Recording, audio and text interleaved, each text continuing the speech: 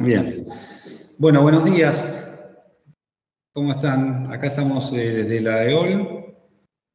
Gerardo, saben que está en París, así que no tengo claro si se va a conectar o si, como él dijo, lo va a ver después. Pero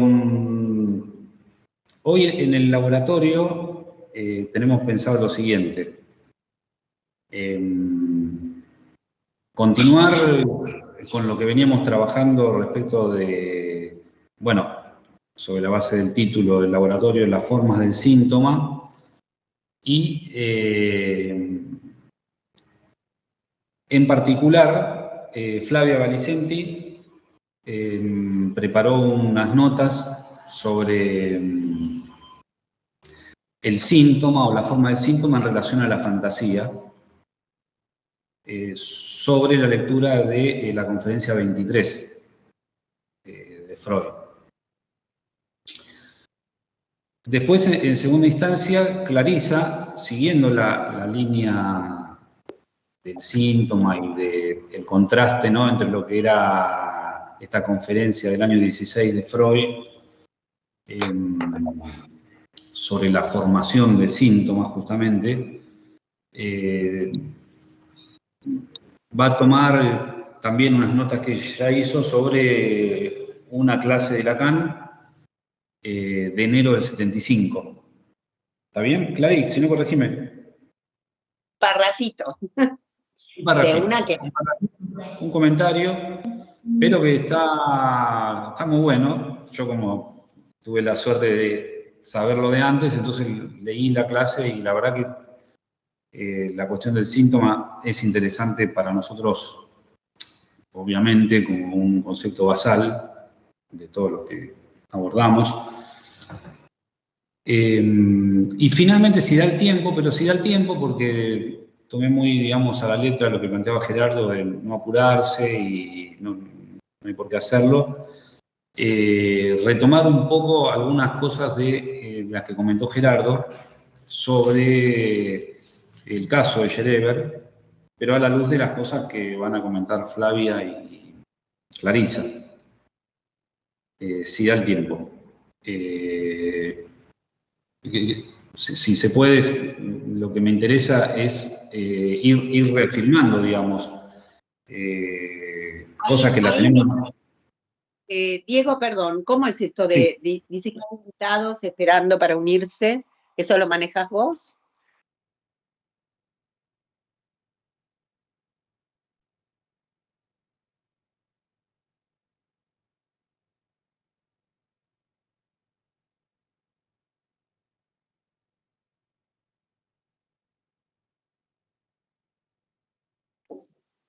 Clarisa. Sí, hola. ¿Cómo estás? Eso siempre aparece. Yo lo veo en todas las cuentas. No, pero eso no es porque hay gente que hay que darle la entrada. En una época le dábamos, no sé. No lo sé, bueno, pero en todas las reuniones a mí me aparece ese cartelito. Ah, bueno, pero por ahí porque, bueno, no sé cómo es, pero en una época le dábamos entrada a la gente, pero no sé ahora si eso ya es más automático, no lo sé. Por eso, no sé dónde quedó Diego. A mí me desapareció también. A mí me desapareció Diego. Sí, se debe haber desconectado.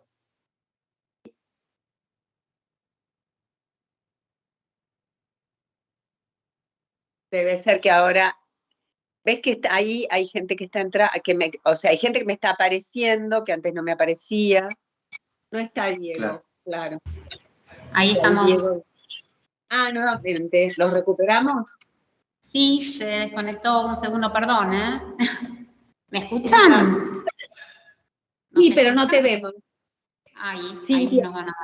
Ahora sí. ¿Ahí estamos? Sí, pero sin imagen. ¿Sin imagen? No lo, Marco, ¿vos lo ves? Ahí sí, no. Yo sí te veo, yo sí los Sí, veo. los veo. ¿Nos escuchan? Ahora se ven. Yo no los veo, pero bueno. No sé. Sí, yo... ¿Sí? ¿Nos ves? Marco, ¿sí? Sí. ¿Nos ves? Sí. ¿Y nos escuchan? Sí, se ven. Se ven y se escuchan bien. Bueno, continuemos. No, no. Gracias, Ok. Marcos. Buen día. Ahora Bueno, sí. ahí está. Ahora No sé estamos. en qué momento se interrumpió, pero vamos Dale. directamente a las notas de Flavia sobre la conferencia 23. ¿Mm? Bueno,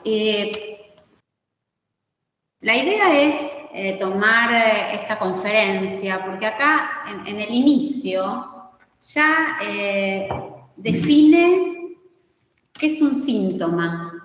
Dice, ya sabemos que los síntomas neuróticos son el resultado de un conflicto que se libra en torno de una nueva modalidad de satisfacción pulsional. Las dos fuerzas que se han enemistado vuelven a coincidir en el síntoma, se reconcilian, por así decir, gracias al compromiso de la formación de síntomas. O sea, solamente este parrafito textual tomo de la conferencia para situar este tema del conflicto, ¿no? en la etiología de las neurosis. Pero antes de esta conferencia, yo quería por ahí contarles muy resumidamente algunos antecedentes de lo que Freud empieza a vislumbrar en esta relación entre síntoma y fantasía. Entre 1907 y 1909 hallamos en Freud algunas citas que remiten a la formación de síntomas vía la fantasía. Cualquier cosa me interrumpen y vamos comentando, ¿sí? En El creador literario y el fantaseo, Freud afirma que el fantasear de los hombres es menos fácil de observar que el jugar de los niños. Repara en la vergüenza que invade a los adultos ante estas fantasías y las define como las intimidades más personales. Esto en 1908. De un modo completamente preciso, Freud introduce la fantasía en el lugar del juego. La fantasía es una sustitución y también un equivalente del juego. Freud trata la fantasía como un sueño diurno, como una historia en imágenes a disposición del sujeto, a la cual éste puede recurrir en ciertas ocasiones de su existencia. Freud intenta dar cuenta de la creación artística a partir de la fantasía. Coloca ambas en continuidad. Sin embargo, no termina de explicar del todo cómo es que el artista logra crear placer para los otros, sus espectadores, a partir del placer que le genera a él mismo su propia fantasía. En las fantasías histéricas y su relación con la bisexualidad, Freud formula hipótesis acerca de la genealogía de estas fantasías y dice: las fantasías inconscientes pueden haberlo sido siempre, o bien fueron una vez fantasías conscientes, sueños diurnos, y luego se las olvidó en virtud de la represión. Esto, bueno, estamos en 1908, ¿sí? Destaca además su vínculo importante con la vida sexual, específicamente con la masturbación. Freud indica en este texto de modo exacto el determinismo de la fantasía en relación con el síntoma. Esto es fundamental. Detalla que cuando en la experiencia analítica se analizan los síntomas histéricos, nos remontamos a la fantasía que los causa. Se pregunta además si hay una fantasía por cada síntoma y concluye, por el contrario, que un síntoma puede analizarse como si fuera una acumulación de fantasías. Acumulación que no se ha efectuado en modo arbitrario, dice Freud, sino que se halla sujeta a ciertas leyes. En esta rudimentaria teoría freudiana de la formación sintomática, lo que hallamos en el origen es la ensoñación diurna, de la cual deriva la fantasía, causa a su vez del síntoma. Voy a intentar compartir un gráfico, a ver si se... Vamos a hacer la prueba, ¿sí?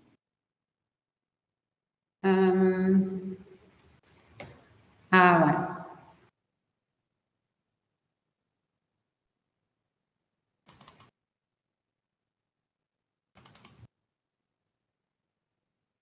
¿Lo ven? No. ¿No? Vamos a intentar otra vez. Yo no lo veo. ¿No? Vamos a intentar otra vez, entonces.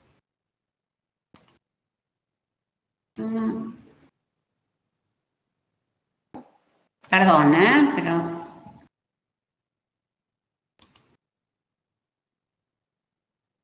A ver.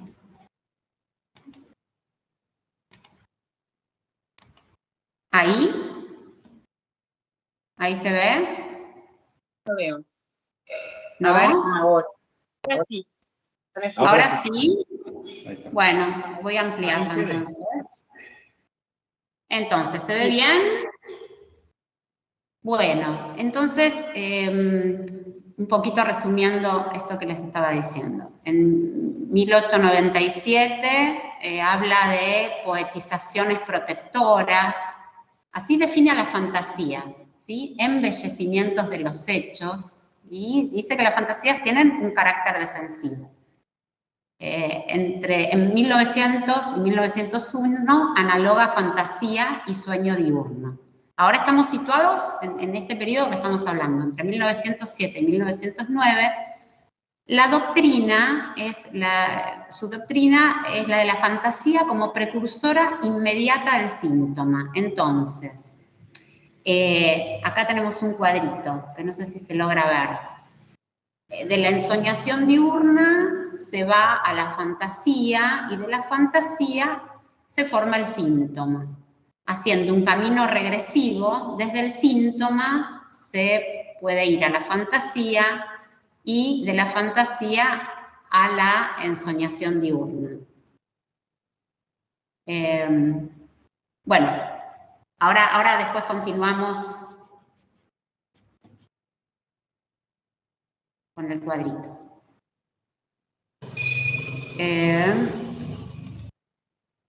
Perdón.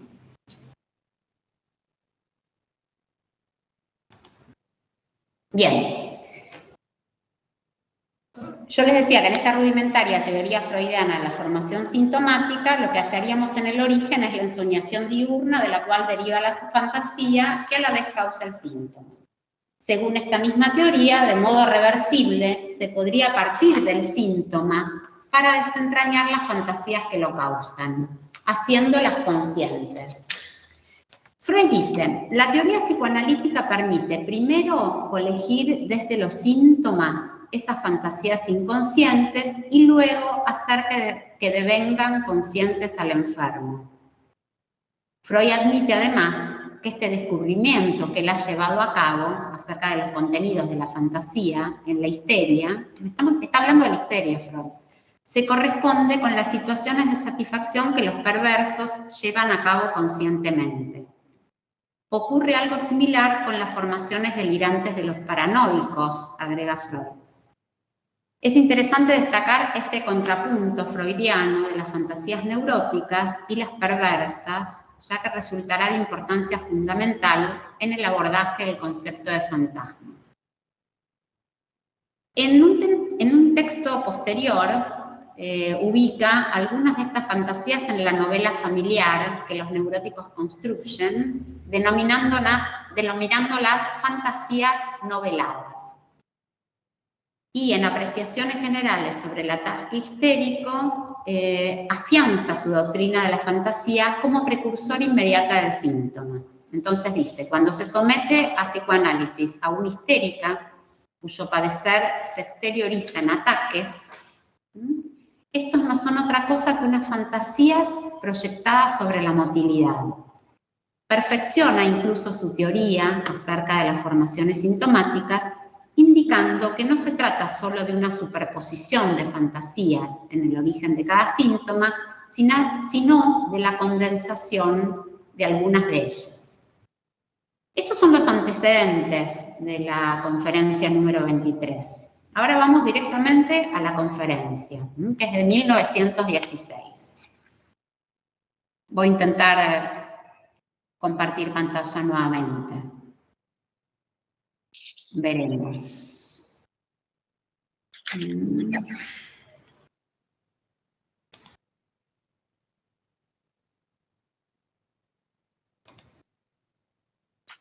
A ver.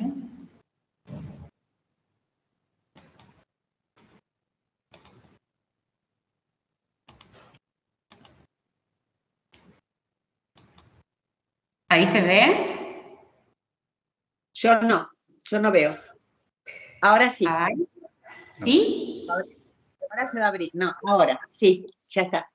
Bueno, estamos en 1916, ¿sí? A la conferencia número 23. Voy a ampliarlo. En esta conferencia habla de las fantasías primordiales, dice que es una matriz repetida según 3 argumentos. Una escena de seducción, escena primaria o amenaza de castración. Y ahora vamos a ir viendo lo que dice acerca de la fantasía. Freud postula, bueno, la existencia de estas fantasías primordiales, estas 3 fantasías primordiales, patrimonio filogenético que rebasa el vivenciar individual de cada ser humano. Estas fantasías responderían, según Freud, a una misma matriz, repetida según 3 argumentos: escena de seducción, escena primaria, amenaza de castración. La fantasía será circunscripta en este planteo freudiano como aquella actividad del espíritu que goza de universal estima, sin que se esté en claro acerca de su posición dentro de la vida del alma. Es interesante esto, ¿no? De que Freud hable de la fantasía como una actividad, lo que supone una labor, un trabajo, un movimiento del alma. Señalamos por un lado, bueno, esta categorización de Freud de la fantasía como actividad, y Freud nos aclara que debido a la investidura energética de las fantasías, ellas se vuelven exigentes, desarrollan un esfuerzo orientado hacia la realización. Por otro lado, Freud descubre y explicita que la fantasía cuenta con un valor determinado, cierta estima, dice, que universalmente se le otorga. La fantasía opera como resarcimiento, palabras de Freud, por la renuncia al placer que el principio de realidad impone. Resulta ella misma una fuente de placer, una supervivencia, una forma de existencia que se emancipa del principio de realidad. La condición de resarcimiento inherente a la fantasía remite a cierta satisfacción que mediante ella se obtiene, aunque al saber que no se trata de una realidad, se conserva. O sea, se conserva saber que no se trata de una realidad, pero hay una satisfacción a pesar de esto. Por eso opera como un resarcimiento.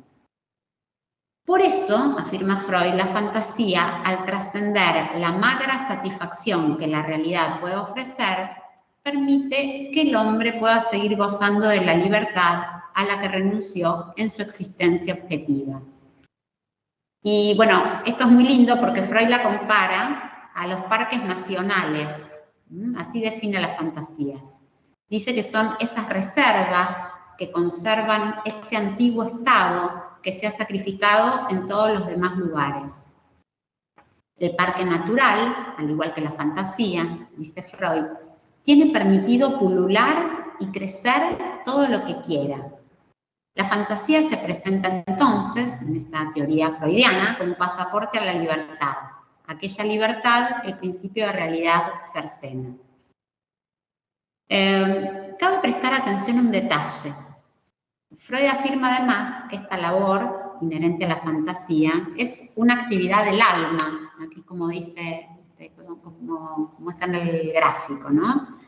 Si bien el alma freudiana resulta algo enigmática, no sabemos bien a qué se refiere Freud con esto del alma, no podemos dejar de advertir su correlato con el alma que nos presenta Lacan en el seminario 20.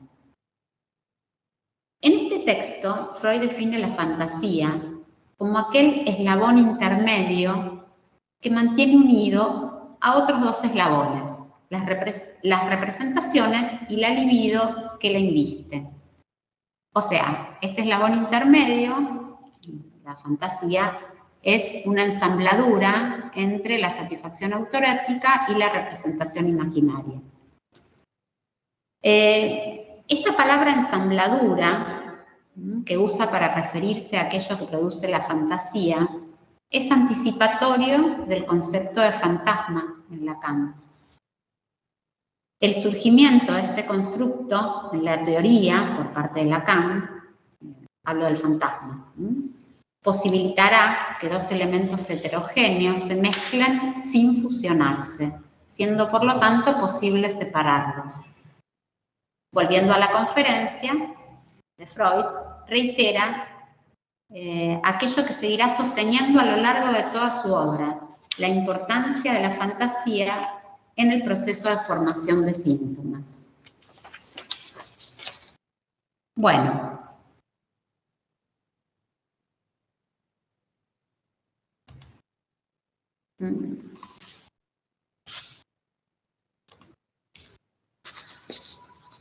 A partir de estas referencias freudianas podemos extraer algunas conclusiones para el estudio del tema que nos convoca. ¿Vamos bien hasta ahí? ¿Quieren retomar algo? ¿Continuamos? Continuamos. Continuamos un poquito más. Freud postula que en su mayor parte las fantasías son en principio conscientes, como ocurre con el sueño diurno. Este tipo particular de fantasías se forma, según Freud, por la fusión entre dos elementos heterogéneos. ¿Se acuerdan del cuadrito? Una satisfacción autoerótica y una representación imaginaria. La fantasía sería la ensambladura entre estas dos, entre la satisfacción autoerótica y la representación imaginaria. Es interesante destacar este clivaje en la noción de fantasía entre aquello que sería, por un lado, la satisfacción surgida de una zona erógena y la representación de deseo por otro. Esta idea freudiana de soldadura, ensambladura, en el estado nativo de la fantasía, es el antecedente de la fórmula lacaniana del fantasma. En los textos que citamos, Freud supone que correlativamente hay luego una renuncia a esa actividad autoerótica y una represión de esa fantasía que se vuelve inconsciente y luego se impone en forma patógena como síntoma. Acá estamos en el síntoma otra vez. Encontramos un hilo conductor en este determinismo del síntoma. En primer lugar, la práctica autoerótica. Luego, la soldadura con representaciones que produce la fantasía. Después, una consecuente renuncia a la actividad autoerótica y posteriormente la represión de la fantasía. Por último, el retorno de esta fantasía bajo la forma del síntoma. Esta tesis freudiana, que establece una actividad causal entre fantasía y síntoma, nos otorga una definición de lo que era el psicoanálisis en aquella época. Una técnica que permitía descubrir, a partir de los síntomas, las fantasías inconscientes que los originaron y luego hacerlas conscientes. ¿No? Es una teoría un poco rudimentaria, la teoría freudiana de esta época. Lacan plantea, por el contrario, una discontinuidad entre el síntoma y el fantasma. Digamos, si Freud postulaba una continuidad y una etiología del síntoma causada por la fantasía, Lacan plantea una discontinuidad entre síntoma y fantasma. Y ahora, muy brevemente, sin meternos en esto, vamos a ver cómo fue el recorrido, sin profundizar, digamos, de esta fantasía en Freud a la construcción del fantasma como concepto en Lacan. Entonces, si partimos de este término ensambladura, que usa Freud en la conferencia, al referirse a aquello que produce la fantasía, advertimos que sustenta y anticipa a la vez la composición heterogénea inherente al concepto de fantasma. En tanto la fantasía era para Freud aquel eslabón intermedio que mantenía unidos a otros dos eslabones, vale decir, las representaciones y la libido que las inviste, el fantasma será para Lacan aquella composición entre dos elementos heterogéneos. ¿Cuáles son los elementos heterogéneos que postula Lacan? El sujeto del significante y su goce. Podemos denominar coalescencia, este es un término que usa Miller, a tal composición de estos dos elementos heterogéneos, el sujeto del significante y su goce. Este término, coalescencia, es utilizado en la química para explicar los fenómenos en los cuales dos sustancias se unen, pero cabe la posibilidad de que eventualmente puedan separarse. No se trata de una fusión absoluta, ni de una mezcla en la que dichas sustancias pierdan sus propiedades. Ni es fusión, ni es mezcla. Es una coalescencia, lo cual implica que en algún momento se puedan separar. Sostenemos que esta constitución heterogénea, que postula Lacan, es paradojal, lo cual se hace evidente, en primer lugar, en la teoría freudiana. Recuerden que habla de soldadura, y el producto resultante de esa soldadura es el ensueño diurno, que se vuelve inconsciente bajo ciertas condiciones, cuando se abandona, estamos haciendo como un repaso de lo que ya vimos, cuando se abandona la práctica autoerótica surge la fantasía, y prestemos atención a este clivaje en el nacimiento de la fantasía de Freud. Satisfacción por un lado y representación por otro. Tal escisión, advertida por Freud en el estado nativo de la fantasía, lo coloca frente a una pregunta, un enigma que, si bien no explicita, nosotros podemos inferir. ¿Por qué la satisfacción autoerótica, cuya fuente es corporal, remite a una determinada representación? En otras palabras, ¿qué causa la soldadura entre esos dos elementos de cualidades disímiles? Esta es una pregunta de Freud. Lacan inventa más de una buena respuesta a este interrogante a lo largo de toda su enseñanza. Una de ellas, quizás la de mayor grado de validez lógica, es el concepto de fantasma. Repetimos la pregunta, digamos, ¿por qué la satisfacción autoerótica, que es corporal, remite a una determinada representación? ¿Y cuál es la soldadura? ¿Qué causa la soldadura entre estas dos? Volviendo a Lacan, la primera fórmula que podemos reconstruir del fantasma, A-A', basada en la relación imaginaria, implica elementos heterogéneos. Estos elementos heterogéneos, cuando hablamos de ellos, nos referimos al yo y al otro, al pequeño otro. Pero a partir de la segunda fórmula del fantasma, sujeto barrado, losange, A, Lacan introduce una disimetría, siendo el fantasma aquel concepto que cumple una función de anudamiento entre tales elementos heterogéneos. Esta disimetría tiene su antecedente en otra, aquella que Lacan promueve en su teoría a partir de relacionar el sujeto con el gran otro. Vale decir que se pasa de una relación simétrica, yo, pequeño otro, a una disimétrica, sujeto, gran otro. La respuesta que Lacan nos acerca ante el enigma freudiano mencionado, el enigma era ¿qué causa la soldadura entre estos dos elementos de cualidades disímiles? Es la siguiente. Lacan Aventura, podríamos decir que cuando el sujeto encuentra una falta en el gran otro, ante una ausencia en el registro significante, necesita un elemento de otro registro diferente. Va a apelar al registro imaginario, si nos basamos en la primera parte de su teoría, y al real en su última enseñanza. Es el fantasma, esa ensambladura entre el goce y el sentido, entre la pulsión y el significante, el que produce el abrochamiento que comanda gran parte de nuestra vida psíquica. Dice Miller, el fantasma fija el sentido, ese sentido inconsciente, siempre dudoso. El fantasma implica que el sentido se disemine. Esta regla para comprender, particular de cada uno, que es el fantasma, es la matriz de toda significación.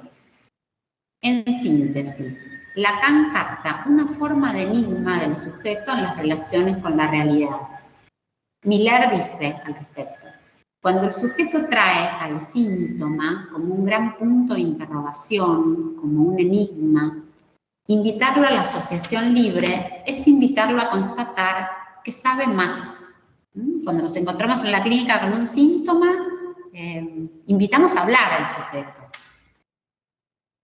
Por el contrario, el fantasma se liga a una proposición diferente, a un no sé más, que responde a un punto de falta en el saber del significante.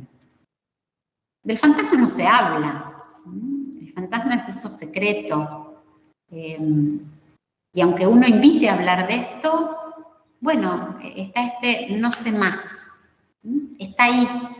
Por eso Miller dice que es un axioma el fantasma. Este punto de falta en el otro robustece la consistencia fantasmática. Tal consistencia fantasmática que responde ante la falta en el registro significante es una respuesta precaria, rudimentaria, dogmática y por ende paradójica a tal enigma. Bueno, esa respuesta es el fantasma.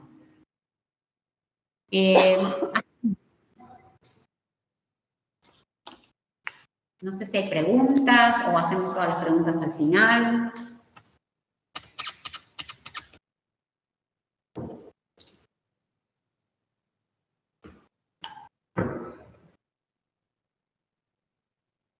Si no, podemos continuar. Clary. Yo tengo algún... ¿Sí? Dale. ¿Seguimos? Bueno, si tenés algo, dale. Pensaba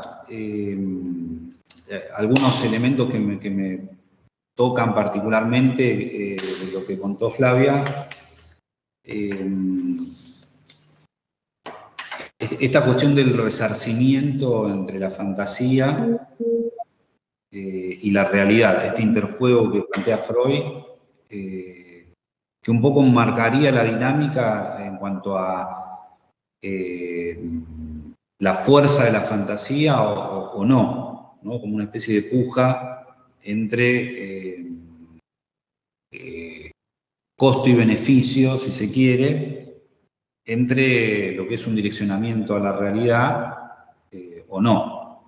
Y esta cuestión de la libertad también que plantea ahí Freud, también en términos de ganancia o pérdida, ¿no? Lo que se gana de un lado se pierde del otro, y esto que venimos también manejando como una visión, no diríamos intersistémica, pero sí intrasistémica en cuanto a flujos que circulan y que son variables. El otro día veíamos en el caso de Schreber, que nos comentaba Gerardo, la cuestión también de su resarcimiento o sus modificaciones dinámicas en cuanto al aumento, por ejemplo, del esfuerzo que le requería a Schreber la nueva tarea. No sé si recuerdan que ese es el punto que Freud sitúa como desencadenamiento. Entonces, otra cosa que me inspiraba lo que planteaba Flavia era la relación entre la fantasía y el delirio. Porque hasta qué punto, ¿no? Le llamamos a algo que nos pueda contar un analizante, una fantasía, y más allá de ese punto, ¿cuándo nos parece que es un delirio? Nos parece, quiero decir, porque eso está muy cargado de subjetividad. ¿Cuándo podríamos decir que se da esa diferencia? Entonces, preguntas que me inspiraron, ¿no? Porque un delirio es una fantasía grande. O sea, es como decir, en esa economía entre la realidad y la fantasía, si se aleja mucho de la realidad, ese es el delirio, ¿no? Las viejas ideas que se manejan inclusive en el saber, como se dice, popular. Bueno, Lacan trabajó mucho el tema de, ¿no? Por ejemplo, en el caso del delirio, el tema de la autorreferencia, ¿no? Del direccionamiento que está dirigido al sujeto, eso que le viene del otro, entonces ya no es tan fantástico o fantasioso, sino algo que se impone. Sí, lo cual también podría llevar a la pregunta de si hay fantasma, en qué estructuras, ¿no? Si hay fantasma en la psicosis, bueno, toda una pregunta, una gran pregunta, ¿no? El fantasma, bueno, es algo que está en las distintas estructuras, ¿no? Por ahí con diferentes particularidades. Eso. Bueno, Clary, y contanos, ¿qué dice Lacan del síntoma en el seminario 21? No, de tu párrafo.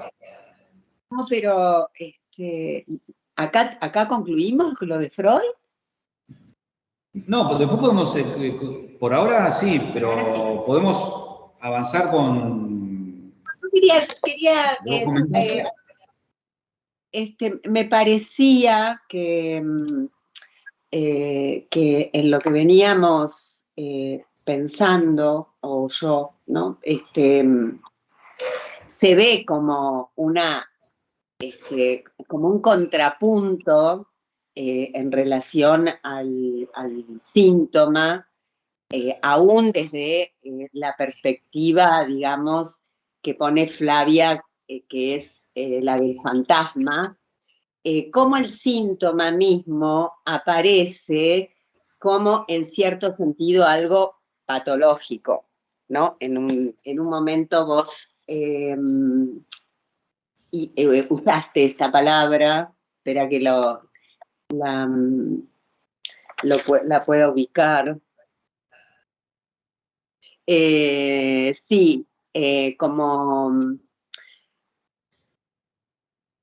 digamos, ahí está, hablaste de la fantasía y después ahí se me perdió un poquito expresada, digamos, de manera patógena en el síntoma como expresión.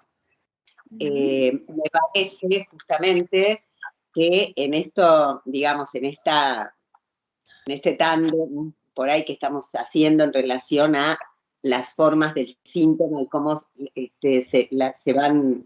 la formaliza Lacan en la última enseñanza en particular, ahí me parece que justamente lo que aparece es como una disyunción, digamos, una exclusión casi entre inconsciente y síntoma. Digo, de alguna manera, por ahí, ahora en el párrafo que yo extraje, un pequeñito párrafo de esta página del seminario 22, la clase del 21 de enero del 75, RCI, justamente a medida que te iba escuchando, me iba como resonando esta otra posición, nuestra otra formalización, o estas otras nociones sobre el síntoma, quizás en cierto sentido tan alejadas de Freud. Yo las siento así, ¿no?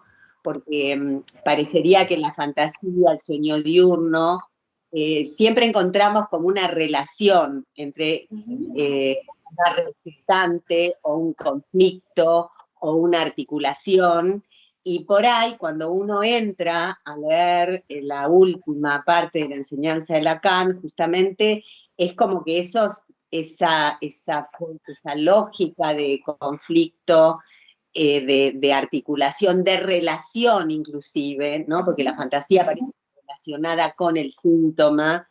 En cambio, justamente el inconsciente y el síntoma hay que ver cómo se relacionan, si es que se relacionan, ¿no?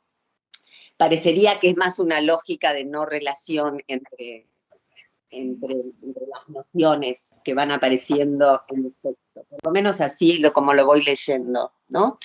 Y a partir de lo que venimos como trabajando y escuchando a Gerardo y pensando cada uno lo que pueda pensar.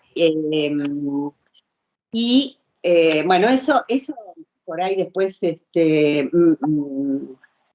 me parece, en relación a una cosa que dijiste vos, Diego, recién, del delirio y de la fantasía, ¿no? Quizás a partir de la noción de forclusión generalizada, tenemos más problemas con la neurosis que con otra cosa, ¿no? Es decir, ¿cómo probar la neurosis? Por ahí sería la pregunta. Bueno, yo les voy a leer primero, a ver, primero el párrafo chiquitito que extraje, que lo voy a leer bien despacito. Si alguien tiene a mano el seminario 22, RSI, está en la página 58, y después escribí algo que es alguna cosa que me interesó. ¿Qué es decir el síntoma? Es la función del síntoma, función a entender como sería su formulación matemática, f de x. O sea, ya fíjense cómo entramos en otra cosa, como en otro registro que el de Freud, ¿no?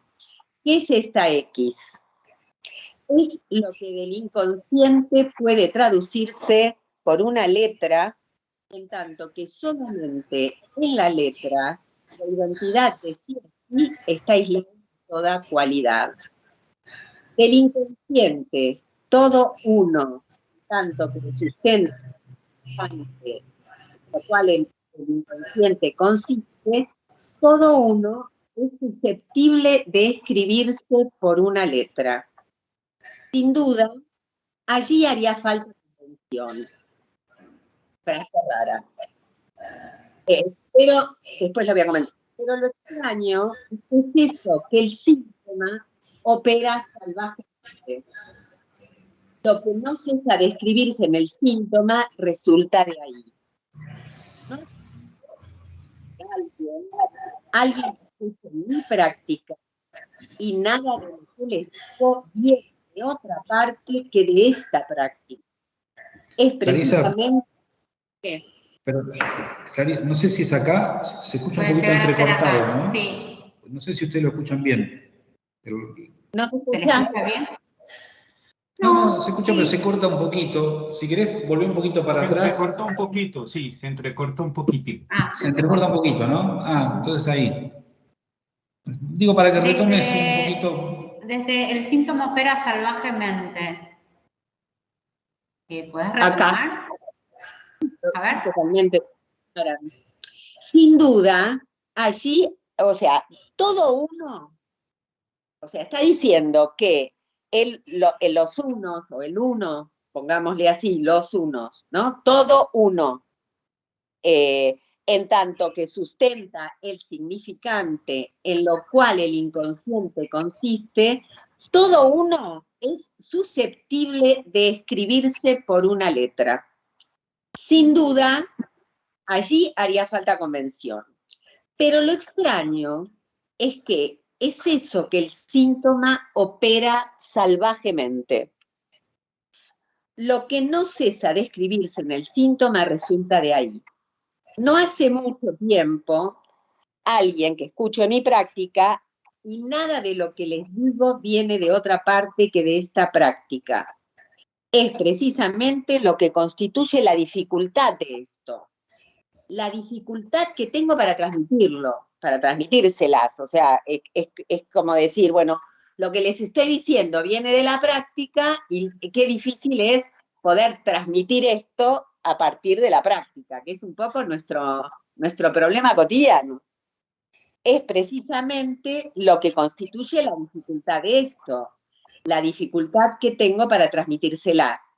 Alguien me ha articulado respecto del síntoma algo que lo aproximaría a los puntos suspensivos.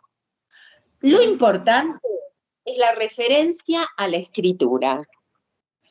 La repetición del síntoma es ese algo del que acabo de decir que salvajemente es escritura. Repito, la repetición del síntoma es ese algo que acabo de decir que salvajemente es escritura. Esto para lo que es del síntoma tal como se presenta en mi práctica. Después va a decir que lo tomó de Marx, pero que eso que tomó de Marx, que es, digamos, que lo ha definido en lo social, esta idea, él la aplica a lo privado. Bueno, hasta ahí lo tomé. Hasta ahí es el párrafo de Lacan, página 58 de la versión esta que tenemos trucha, que manejamos, yo no tengo otra, pero, y esto es lo que yo voy a comentar, ahora voy a leer de lo que escribí y que me suscitó alguna cosita. Bueno, elegí este párrafo de esta clase porque me parece que en él están planteadas algunas nociones, subrayo la cuestión de noción para la definición del síntoma en la última enseñanza. Se refiere a algunos puntos que se vienen trabajando y la elección, o sea, elegí esto solo para localizar algunas cuestiones. Bueno, vamos trabajando de a poco en las nociones, digamos, y en las definiciones. ¿Qué es decir el síntoma? Otra vez, repito, es la función del síntoma al ver como sería una formulación matemática. ¿Qué es esta X? Es lo que del inconsciente puede traducirse por una letra. Quiere decir, en principio, que lo que está preguntándose es, primero, por el síntoma, y luego que se escribe matemáticamente por una función que implica una X, y que esa X es algo que viene del inconsciente, y ahí aparece una operación para mí, que es la traducción. Creo que Gerardo nos puede hablar bastante de eso.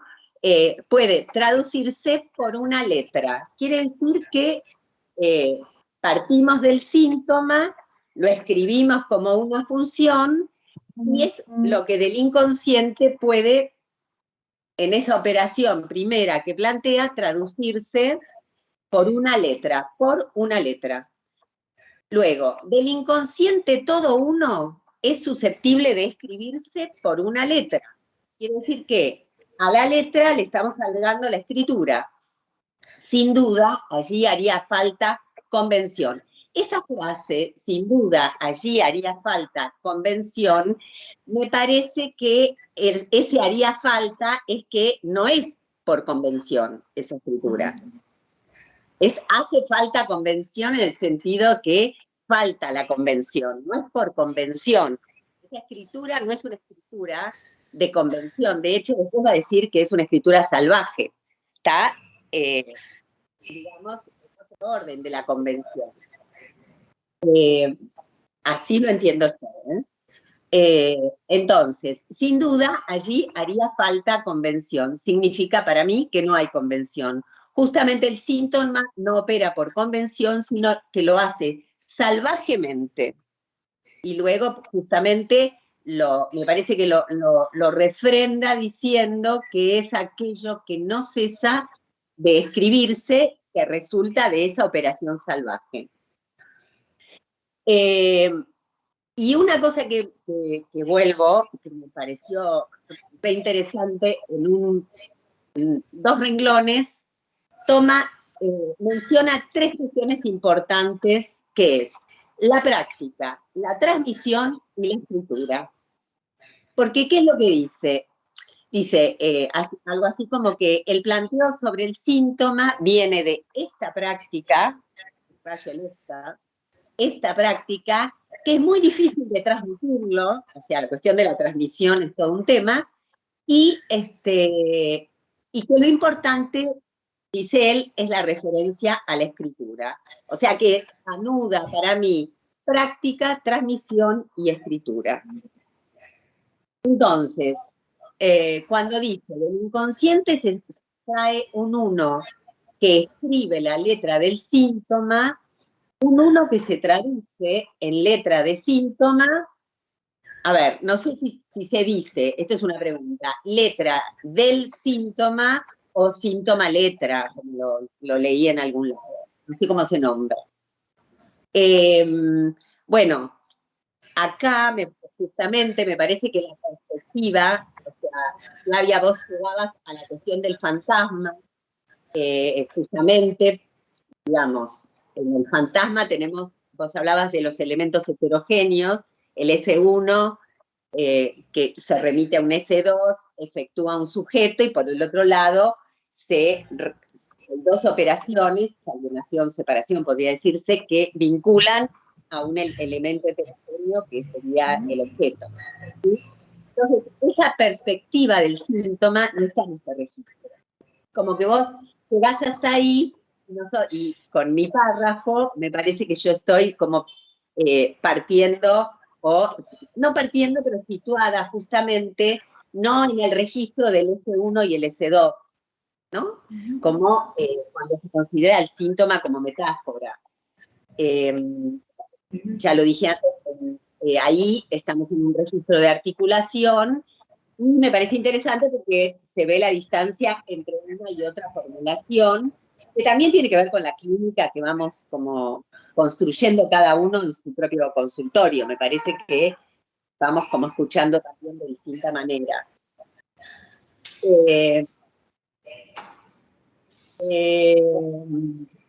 Cuando dice, hay una frase que habla de la letra, que no sé si la caracteriza, pero dice algo así como que la letra es, a veces es difícil ubicar los verbos, pero es como, sería una identidad de sí a sí, está aislada de toda cualidad.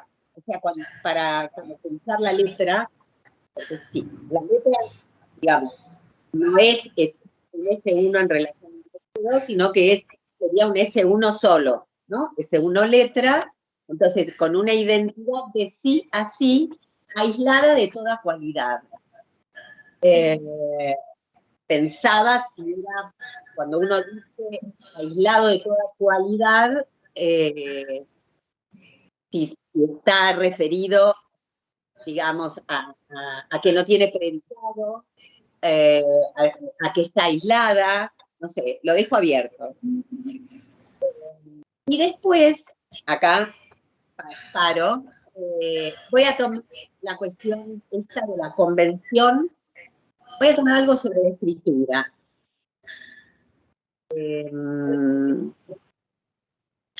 Cuando él dice que no se trata de convención, esto que el síntoma, por supuesto, el síntoma escribe la singularidad de cada uno, con lo cual estaría antípodas, ¿no? O muy lejano de lo que es una convención. De hecho, el síntoma es más de cada uno, y es lo que nosotros esperamos que el analizante denuncie, si es un analizante, era él, analizante como tal, lejos de lo que es la convención. Entonces, en un momento, bueno, quería, bueno, esto lo dijo un poco ahí, quería contarles algo en relación a la escritura y a la convención, porque la escritura está en base a una convención. Pero, ¿de qué escritura hablamos? Y para eso, Hubo un tiempo que Lacan se juntó con François Chen y no sé si es contemporáneo a este seminario, parece que creo que fueron 4 años que tuvieron encuentros donde conversaban mucho sobre temas vinculados al psicoanálisis. De hecho, en algún momento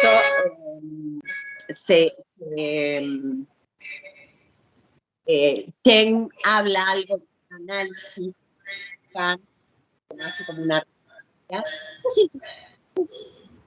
¿Adelanta? Bueno. Ahí se cortó un poquito, Clarisa.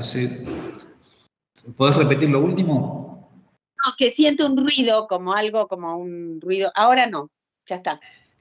Entonces tomé algunas cosas, algo de Chen, porque es un poco, digamos, primero que Lacan se interesó mucho por la escritura china, y segundo porque de alguna manera para nosotros, a mí, o por lo menos para mí, cuando empecé a leer esas cosas, me parecían bastante distintas a nuestras convenciones sobre la escritura. Así que voy a leer lo siguiente y ya termino. No sé cómo estamos de tiempo. Ah, sí, no, está bien. Sí, sí. Bueno, quisiera señalar brevemente algo sobre la escritura china a partir de algunas frases subrayadas del libro La escritura poética china, cuyo autor es François Chen y que Lacan recomienda a los psicoanalistas en el seminario, creo que es el 24, el del INSU, en la clase del 19 de abril del 77, donde ya termina su relación con Chen, indica allí, Lacan indica a los psicoanalistas que lean ese libro y dice lo siguiente, ¿por qué lo recomienda a los psicoanalistas? Para hacer sonar otra cosa que el sentido. Quiere decir que Lacan encontró en la escritura china algo que podría, digamos, le permitiría a los psicoanalistas trabajar en relación a la interpretación y escuchar, hacer, como dice acá, hacer sonar otra cosa que el sentido. Dice más cosas, pero bueno, lo que me fue pasando con esto, pensé que quizás tendríamos o tenemos algo que aprender de esa escritura. Aquí va algo del testimonio de Chen respecto de sus encuentros con Lacan. Con la inquietud de no influenciarme en mis respuestas a sus preguntas, me había pedido expresamente olvidar lo poco que conocía del psicoanálisis en general y de su teoría en particular. Al cabo de varios años, absolutamente privilegiados para mí, dice Chen, he debido despedirme de él para consagrarme a la redacción de 2 obras que en el momento de su publicación, años 77-79, tendrán el honor de interesarlo y de recibir su aprobación.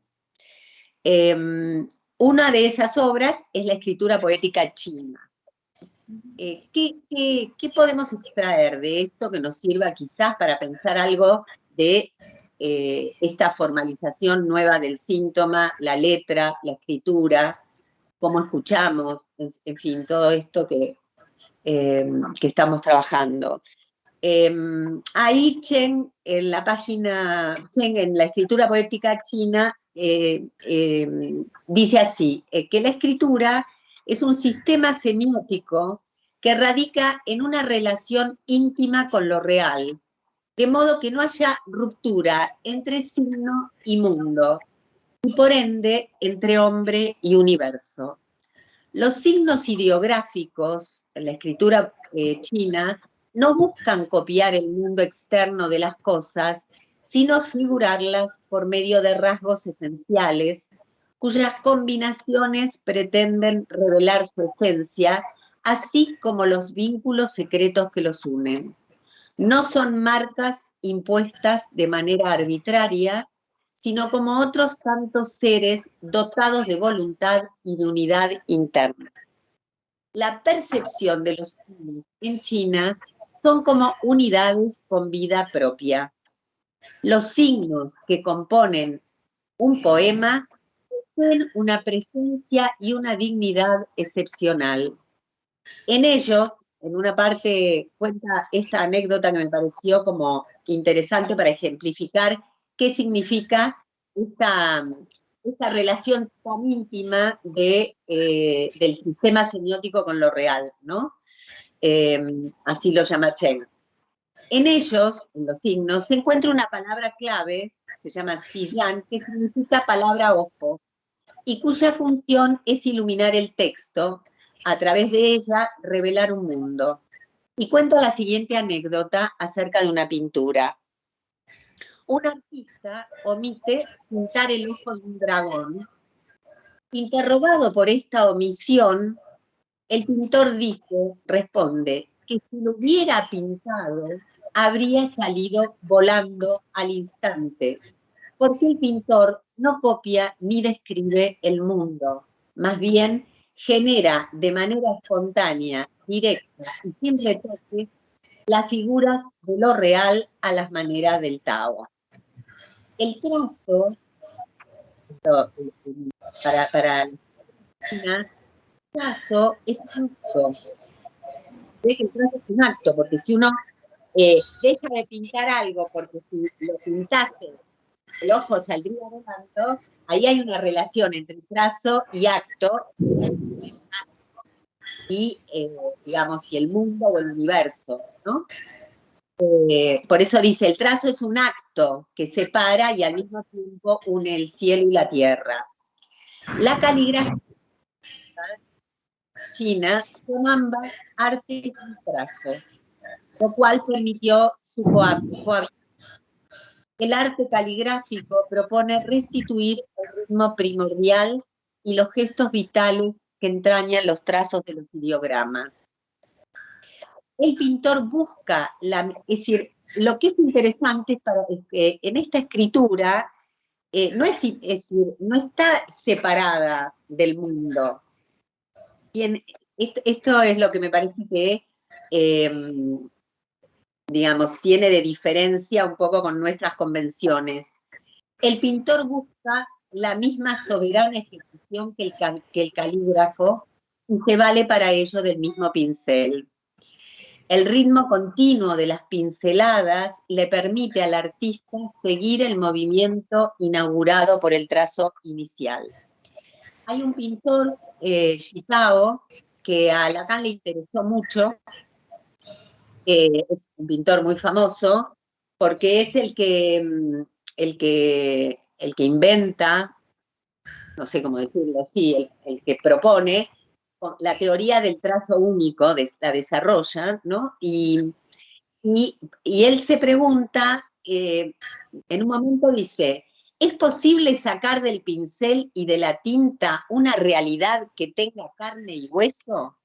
Es interesante porque es como que el trazo es carne y hueso. Bueno, sigo.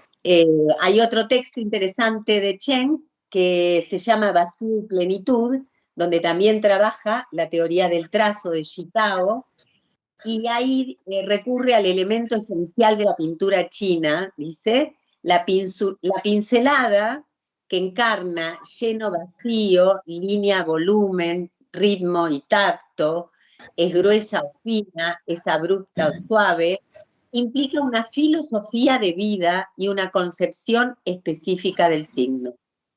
Shitao es el pintor cuyo desgarramiento y dolor se advierte en los poemas que inscribió en sus cuadros, porque pintaba y escribía los cuadros.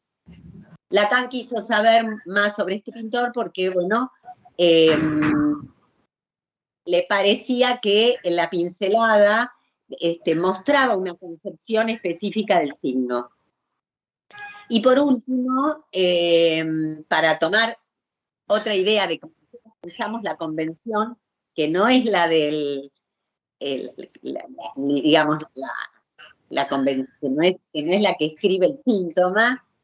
Hay un texto que yo escuché acá en este seminario, que lo compré, que se llama El infinito en un junco, que es de una filóloga, Irene Vallejo, que recorre la historia de las bibliotecas, del libro, de la escritura y de la lectura. Se trata de una narrativa con comparaciones que sigue los tiempos, donde se funde digamos, donde ella va contando la aventura colectiva, digamos, de quienes van, cómo se va desarrollando, cómo se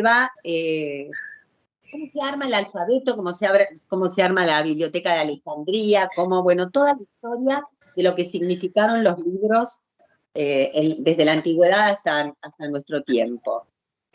Dice algo acerca de leer. Dice, construye una soledad íntima, una soledad sonora, dentro de las cabezas de la gente. La frase es una plegaria.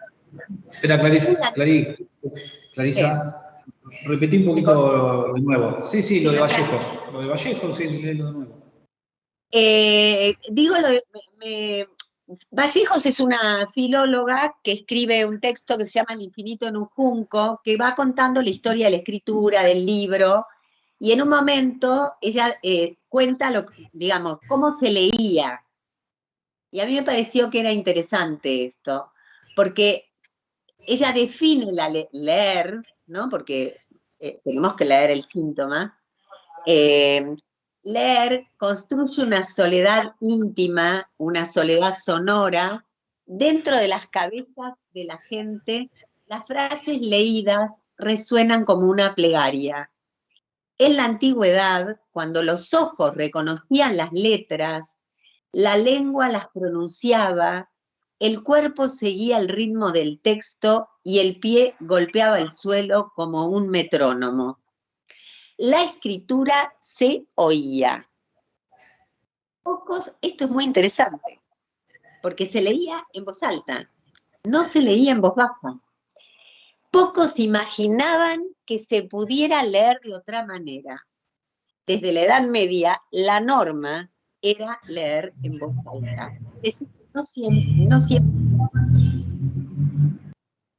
Un texto escrito se entendía como una partitura muy básica y por eso aparecían las palabras una detrás de otra en una cadena continua, sin separaciones ni signos de puntuación. Solía haber testigos cuando se leía un libro. Eran frecuentes las lecturas en público y los relatos que gustaban iban de boca en boca. Punto.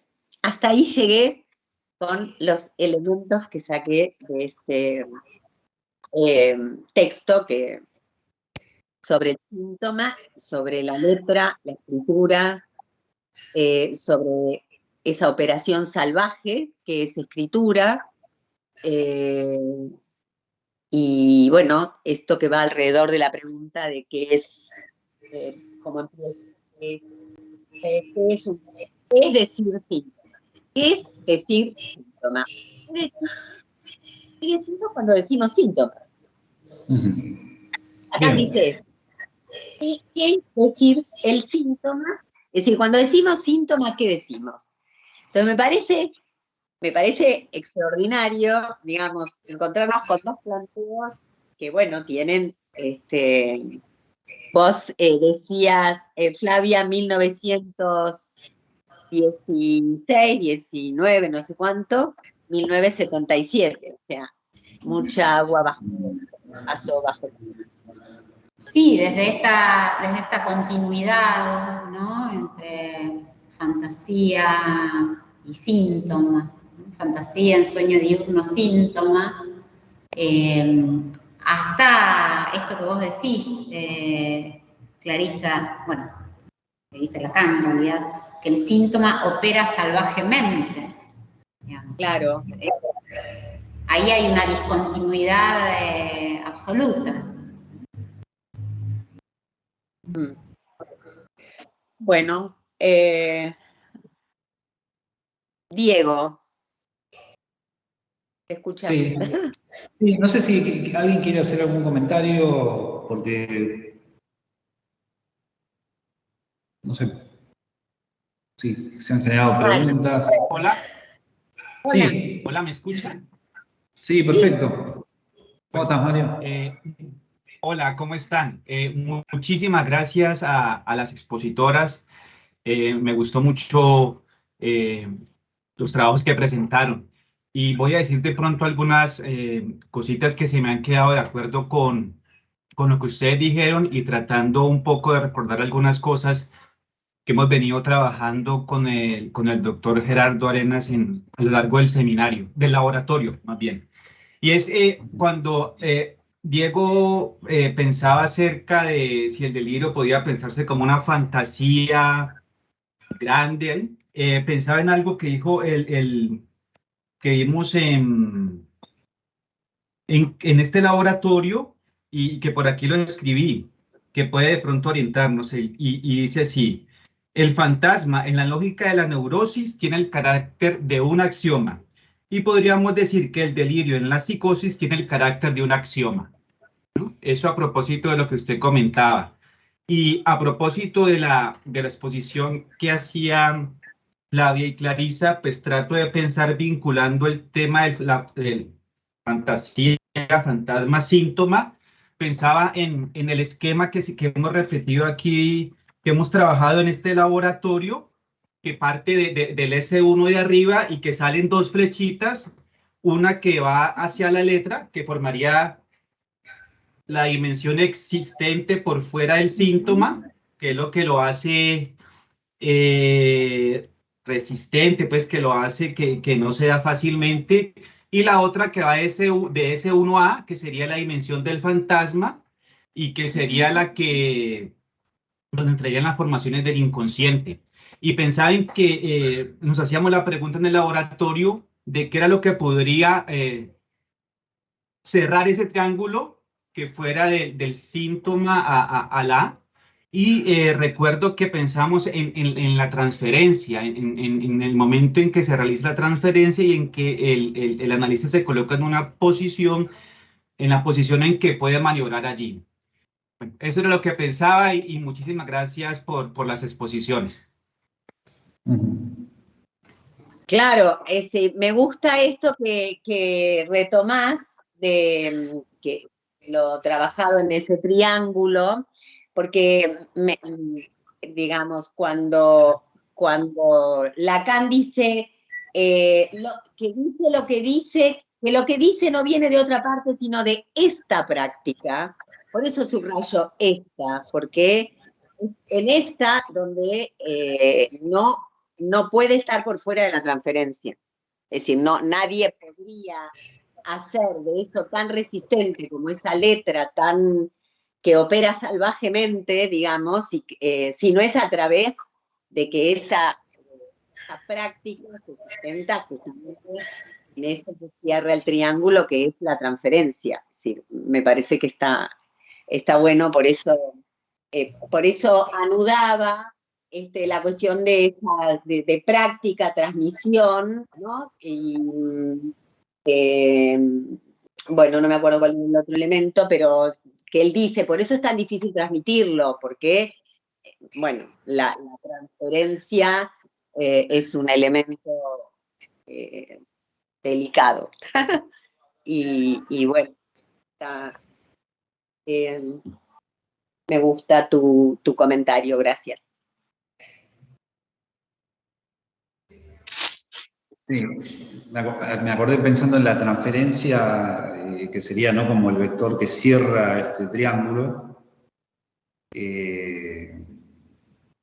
Cuántas cosas interesantes, porque en el prólogo del caso Schereber, Freud señala justamente el hecho de que Schereber no se analizó. Quiero decir, sí que fue tratado, pero que él escribe sobre un discurso que no estaba dirigido a él, ¿no?, sobre un libro. Entonces, esta cuestión, digamos, que vos señalabas, Clarisa, Lacan señalando todo lo que él pretende transmitir surge de su práctica, y esta especie de alimento que tomamos los analistas de donde podemos, como esto que también mencionabas de la función de X, o sea, las matemáticas, como elementos que nos tratamos de proveer y procurar para transmitir lo que ocurre en nuestra práctica. El tema de la función y de la letra, no sé, podemos comentar algo sobre eso, que es muy complejo y muy, como vos lo problematizaste, ¿no? Porque creo que recortaste ese párrafo por todo lo que condensa y todo lo difícil que implica. Pero hablando de la formalización, como una aproximación, la matemática, cuando justamente pone en el lugar de lo que podría ir cualquier cosa, un solo elemento, que es una letra, es como la representación máxima de restarle el carácter de sentido a la cosa. Claro, por eso inclusive me parece que dice, cuando dice todo uno, ¿cómo saber cuál de los S1 es letra? ¿Entendés? O sea, ¿cómo aparece, digamos, qué es esa X? Bueno, pero quizás esto mismo que vos decías, el hecho de tratar de extraerlo, porque siempre hay un lazo con la convención, ¿no? Digo, pero tratar de extraerlo de la convención, cuando uno pone, por ejemplo, una letra en una función, se produce una especie de pérdida de referencia, porque no vale tanto por aquello a lo que refiera la letra, sino por la letra misma. Claro. De hecho, vos cuando hacés funcionar la función, ponés algo en el lugar de la X. Y ahí sí ya recurrís a una convención. Pero cuando la función está representada por una letra, por una incógnita, como se dice, ¿cómo? No, que ahí viene a jugar la singularidad en esa X. Claro. Sí, esa es el esfuerzo. Ese es el esfuerzo. Ahí hay alguien que quiere... Gabriela me parece que quiere hablar. Gabriela, adelante. Sí, abrí el micrófono y te escuchamos. Hola. La verdad, súper interesante Flavia y Clarisa, así que voy a tratar de transmitir algunas ideas medio asociadas y brevemente. Justamente lo primero que pensaba es en esta cuestión de lo singular, que tanto venimos trabajando en el laboratorio. Esta búsqueda a lo singular, lo no convencional. Entonces, un modo de pensar el síntoma, como lo transmitía Flavia desde Freud, que es dentro de pensarlo de ese inconsciente, y otra cosa es pensar el síntoma salvaje por fuera del inconsciente. Modos totalmente distintos, ¿no? Entonces, con lo que vos, Clarisa, traes de Chen, muchas gracias, porque la verdad es que hace muchos años lo había leído y ahora me dieron ganas de volver con eso. Sí, lo que recuerdo, de lo poquito que sé, que cada pintor, digamos, la caligrafía y la pintura son una práctica zen. Cada pintor tiene un estilo propio, se diferencian en una singularidad, digamos. Así que pensar eso, ¿no? Es lo más propio. Eso es lo que me ocurría y que me parece que ahí hay desde otro saber algo que me parece que me más. Y otra cosa que pensaba con el tema de la lectura, ese libro que comentaba, me dio ganas de verlo, el de la filóloga. Y es cierto, digamos, para nosotros es muy natural ahora leer en voz baja o leer no en voz alta, lo hemos naturalizado, como se ha naturalizado ir al cine. Pero le seguimos leyendo a los niños en voz alta. Pensaba, digamos, como que la transmisión de la lectura, ¿no? Cuando le leemos los primeros cuentitos es en voz alta. Y los niños comienzan con una lectura en voz alta, ya sea porque se lo leemos, empiezan por así. Nada, estas fueron algunas ideas que se me ocurrieron. Muchas gracias. Gracias, Gabriela. ¿Hay alguien más? No, no me parecía. No. Sí, es cierto, ¿no? La lectura en voz alta, los que hemos pasado por la experiencia de contar, ¿no? De leer cuentos, sí, y la repetición, ¿no? Contámelo de nuevo. ¿No? Contámelo otra vez. Síntoma habrá que leer.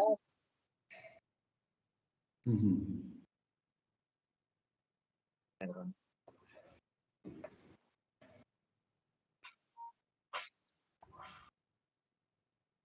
Bueno, si quieren podemos ir dejando acá, estamos casi cerquita de la hora, faltan 5 minutos, pero bueno, son varios temas.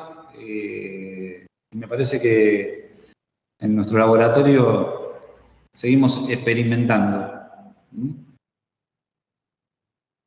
Así que bueno, nos vemos el jueves. Sí, de forma virtual. De forma virtual. Ya va a estar de nuevo Gerardo. Bueno. Muchísimas gracias. Gracias a ustedes. Hasta el jueves. Un saludo. Chao, chao.